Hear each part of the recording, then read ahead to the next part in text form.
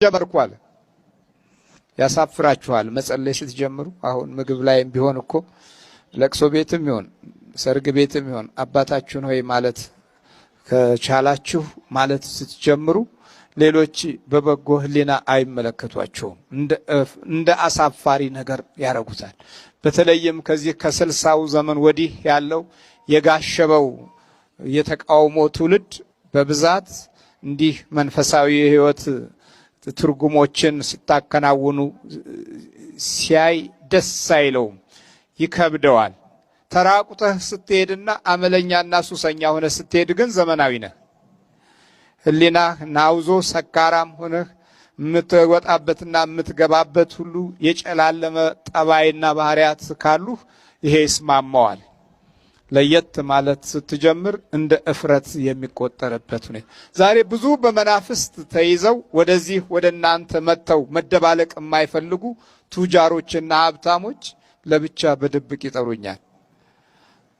አይ የለም እዚያ ያለው እኮ እናንተንም በራሱ ማየቱ ያጽናናቸዋል፣ ኑ ወደዛ ስላቸው ያፍራሉ፣ ይቀራሉ። ግንኙነታችን በዚህ የተቋረጠም ጥቂት አይደለም። ስላንተ እናፍራለን፣ ስላንተ እንሰደባለን። በብዙዎች ነው ታዲያ፣ በጥቂቶች ብቻ አይደለም። ስለዚህ በኋላ ደግሞ ለወንድሞቼም እንደሌላ ሰው ሆንኩኝ አለ። በአንተ ምክንያት ለወንድሞቼም እንደሌላ ሰው ሆንኩኝ። ልክ እንደዚህ እንደሌላ ትሆናላችሁ። በእርግጥም አሁን መጸለይ ስትጀምሩ ያያችኋቸው አንዳንድ ነገሮች አሉ። የሚጸልየውና የማይጸልየው እግዚአብሔርን የሚያመልከውና በማያመልከው መካከል ያለው ልዩነት ብዙ ዝምታ ወይም ብዙ ጫጫታ አለ።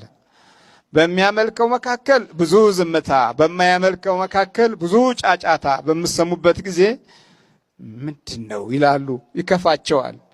ከአመጻቸው ጋር ህብረት፣ ከቋንቋቸው ጋር ጥላቻ አብራችሁ ካላካሄዳችሁ ደስታ አይሰማቸውም። ወይም እንደኮራችሁ ወይም እንዴት በምን አይነት መንገድ እንደው ድንገት የተነሳ ነገር አለ ብለው ይፈራሉ፣ ይሰጋሉ። ስለዚህ ከሁሉ በፊት የሚያስቀድሙት ጥላቻ ነው። አይ ከቅርብ ጊዜ ወዲህ ዝምታ አብዝታለች፣ በፊት እኮ አብረን እንንጣጣ ነበር ይላሉ፣ ያሟችኋል።